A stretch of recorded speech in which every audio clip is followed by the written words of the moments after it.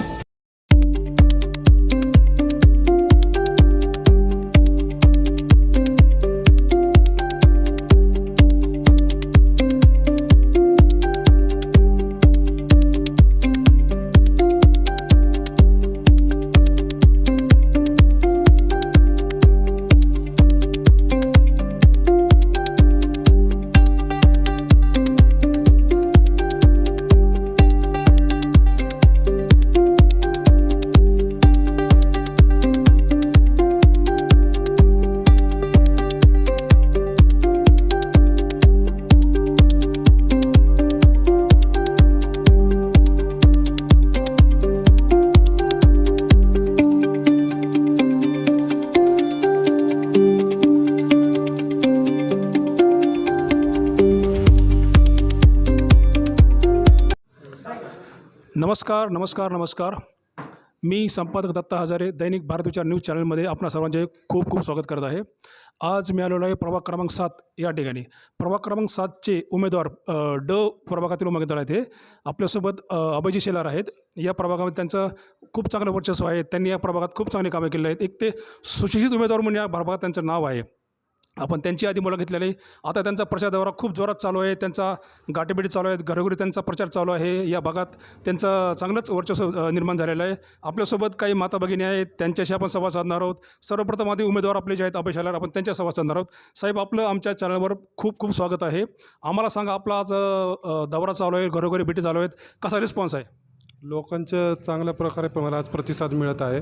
आणि ज्या वस्तीमध्ये माझं लहानाचा मोठा झालो आहे, त्या भागातलं लोक मला उत्स्फूर्तपणे प्रेम करतात. आणि लोकांनीच ठरवलं की अभय शेलारला निवडून द्यायचं आहे म्हणून. आणि लोकांच्या ज्या समस्या आहेत, लोकांच्या ज्या वर्षानुवर्ष ज्या समस्या आहेत, नागरी समस्या आहेत, तर त्याच्या लोक सांगतात की कुठलाही लोकप्रतिनिधी काय आमच्या भागात येऊन आमचा कुठल्याही प्रकारचा विकास करत नाही आहे किंवा काय नाही. लोकांना एक वस्ती स्तरावरचा मुळावड भागातला आणि एक माझ्यासारखा तरुणाला लोक यावेळेस संधी देण्यासाठी लोकांचा उत्स्फूर्तपणे पाठिंबा मला घरोघरी मिळत आहे. साहेब, या ठिकाणी असं बघितलं जातं की आम्ही आत्ताच काही महिन्यांची चर्चा केली. आपल्या या प्रभागामध्ये उमेदवार बाहेरचे आहेत, बाहेरच्या एरियातले वगैरे. तर आता स्थानिक उमेदवार ते प्राधान्य देत आहेत. प्राधान्य असं आहे की आम्ही बघतोय की आता आपला विचार नक्की केला जाईल. तर आपल्याला काय वाटतंय? या ठिकाणी बाहेरचा उमेदवार जो आलेला आहे किंवा बाहेरचे जे उमेदवार आहेत, ते केवळ पैशाच्या, त्यांना वाटतं पैसे वाटले म्हणजे आम्ही निवडणुका जिंकू शकतो. तर लोक यावेळेस पैसे घेतील, पण लोक उमेदवारांकडून जे पैसे वाटतील त्यांच्याकडून पैसे घेतील, पण बटन यावेळेस चिठ्ठीचंच दाबतील. साहेब, आता रिस्पॉन्स कसा भेटतोय? काही महिला भगिनी आपल्यासोबत आहेत, काही आपल्या एरियातले लोक आहेत. रिस्पॉन्स मला सांगा, कसं वाटतं? रिस्पॉन्स नागरिकांचा उत्स्फूर्तपणे पाठिंबा आहे. लोक एवढ्या संख्येने त्यांच्या नागरी समस्या होत्या किंवा त्यांचा जे काय रोष होता, तो रोष व्यक्त करण्यासाठीच आज लोक बाहेर पडलेले आहेत ना. बरं, आपल्यासोबत उमेदवार जे आहेत अभय शेलार, त्यांच्या मातोश्री आहेत. आई, आम्हाला सांगा, आपला मुलगा उभा राहिलेला आहे या आपल्या प्रभागामध्ये, तर आपला कसा रिस्पॉन्स आहे? म्हणजे कसा आपण जनतेशी संवाद साधताय? चांगला संवाद आम्ही साधतोय. आणि सगळे ज्या महिला आहेत, सगळ्या 7 नंबर वॉर्डमधले सगळे जे काही लोक आहेत, ते अभयला चांगल्या मताने म्हणजे ओळखतात आणि ते चांगल्या मताने त्याला निवडून देतील, त्याला एक संधी देतील सुशिक्षित उमेदवार म्हणून, आणि तो पुढे जाईल आणि लोकांच्या ज्या काही अडचणी दूर करेल. आता साहेबांचा प्रचार दौरा चालू आहे, घरोघरी भेटी चालू आहेत. तुम्ही एक महिला भगिनी आहात. महिलांचा कसा रिस्पॉन्स तुम्हाला भेटतोय? एक वेगळा सांगा मला रिस्पॉन्स. महिलांचा चांगला प्रतिसाद मिळतोय आम्हाला. आणि या अभय विलास शेलार याला पुढं पाठवायची त्यांची म्हणजे सगळ्यांची इच्छा आहे आणि तो पुढे जाणार ही अपेक्षा सगळ्यांची आहे. आपल्यासोबत ज्येष्ठ मातोश्री आहेत. आजी, आम्हाला सांगा, या प्रभागातील समस्यांवर मूलभूत अन्न, वस्त्र, निवारा ह्या तर समस्या आहेत, पण शिक्षण, आरोग्य, रोजगार याविषयी आपल्या प्रभागात काय सुधारणा झाली का? अजिबात काही झालेली नाहीये. कुणी 6 वर्ष आले निवडून, पण कुणी पण आम्हाला एक पण माणूस बघायला कुणी दारावर येत नाही. आमचे रस्ते तुटलेले आहे, गटर जाम झालेली आहे, कुणी येऊन बघत नाही, काय नाही. म्हणून आमचं असं म्हणणं आहे की आमचा अभय आमचे समोर लहानसे मोठा झालेला आहे, सुशिक्षित आहे, चांगला मुलगा आहे, आमचे ताटीत जेवलेला आहे, तो आमच्याबरोबर. तर आमची अशी अपेक्षा आहे का आमचा पोरगा पुढे जा, पहिली शिडी चढली, देवबाप्पा त्याला वरतीपर्यंत घेऊन जाऊ, बस. याच्या आधीच्या समस्या काही सॉल्व्ह झाल्यात का? आता त्यांच्याकडून अपेक्षा काय आहे? आता आमची अपेक्षा आहे की आमचा मुलगा निवडून आला का आमची तेच अपेक्षा आहे की बाबा पहिले आमचे गटरे सुधारून दे, आमचा रस्ता फुटलाय ते बनवून दे. या ठिकाणी शिक्षण, आरोग्य, रोजगार व सुरक्षा, महिलांच्या सुरक्षा व गुन्हेगारी या विषयावर काय त्यांनी प्रभाव टाकलाय? आत्तापर्यंत त्याचा अनुभव नाही, पण आता आम्ही घरगुती वाईफ आहे, तर मग आम्हाला घरचेच ना आमचे गटर तुटले, घुसा खड्डे केले, हेच त्रास चालू आहे, दुसरं काही नाही आहे. नाही, या आमच्या इकडं दवाखाना उघडावा, पोरांना खेळायला काहीतरी पाहिजे, तर आमच्या पोरांपासून आम्हाला अशी उम्मीद आहे की आमचा पोरगा काहीतरी आमच्यासाठी करणार. एक शेवटचा प्रश्न करतो मातोश्री, या भागामध्ये सुशिक्षित बेरोजगार तरुण असतील, नाही तसेच काही अल्पशिक्षित असतील, तर साहेबांचा त्यांचा अभ्यास आहे का? काय त्यांना काय पुढे जाऊन साहेब काय प्रयत्न करतायत? करणार ना, असं कसं नाही करणार? ते नाही करणार तर अर्धी रात्रीला आम्ही जाऊन त्याला उठवणार, हे काम करून घेणार. आम्हाला हेच अपेक्षित आहे की अपेक्षित आहे का आमचा मुलगा आमच्यासाठी धावून येईल. आम्हाला भरोसा आहे, पूर्ण आश्वासन तो देणार नाही, आल्यावर आमच्यासाठी काही ना काही करणार आहे आमची हे. बस, धन्यवाद. आपल्यासोबत आता दुसऱ्या भगिनी आहेत त्यांचे संवाद साधूया. ताई, आम्हाला सांगा, साहेबांकडून अपेक्षा काय आहेत? हिंदी में पूछो सर. अच्छा, उनसे आपकी मांगनी कुछ है क्या, कुछ इस प्रभाग को लेकर? वो लड़का बहुत अच्छा है, हमारे बाजू का है, हम उनको सपोर्ट वाले भी है, अच्छा है, और हमारी उम्मीद है कि वो आगे बढ़ेंगे, हम लोग साथ है, और वो अच्छा आगे बढ़े, आगे अच्छा हमारा लोग का काम करेंगे, हमको फुल उम्मीद है। हाँ, इस प्रभाग के बारे में कुछ बताओ हमको, कुछ अभी कुछ पेंडिंग काम है वो कर सकते हैं?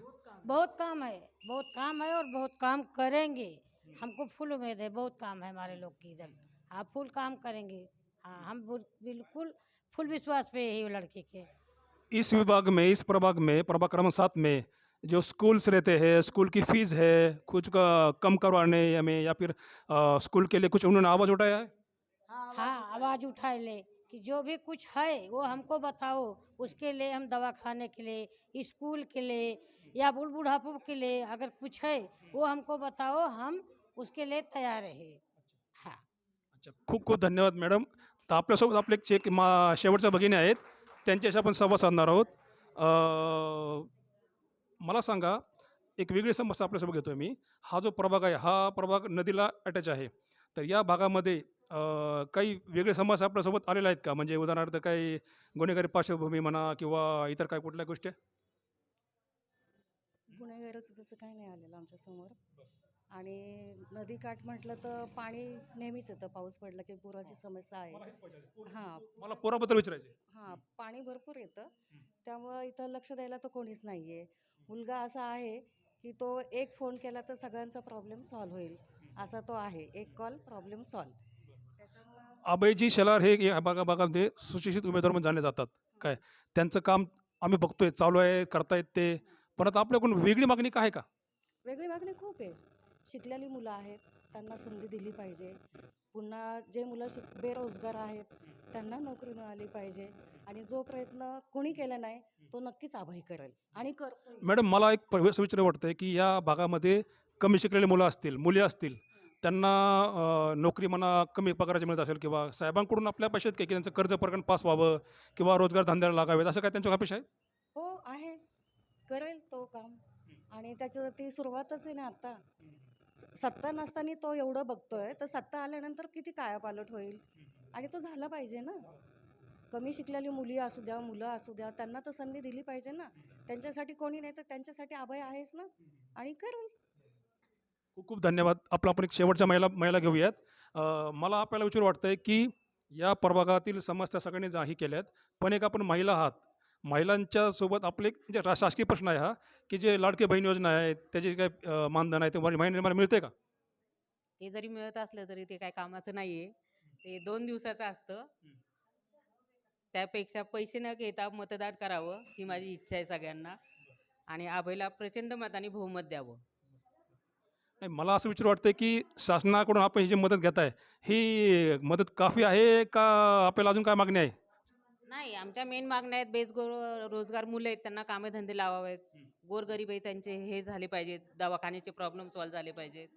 आणि जिथे जिथे गटारांचा प्रश्न आहे, बरेच काही प्रश्न आहेत ते सॉल्व्ह झाले पाहिजेत बस.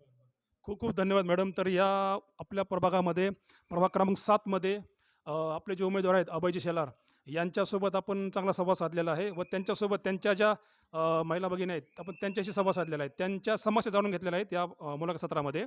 त्यांनी मागणी केलेली आहे की शिक्षण, आरोग्य, रोजगार, बेरोजगारी, गुन्हेगारी या विषयांवर प्रभाव आदी साहेब करतायत, काम करतायत. पण त्यांचं आता त्यांना या पुणे मनपामध्ये जर निवडून दिलं तर ते अजून अधिक जोमाने काम करतील व या भागातील प्रश्न सॉल्व्ह करण्यात ते नक्की यशस्वी होतील.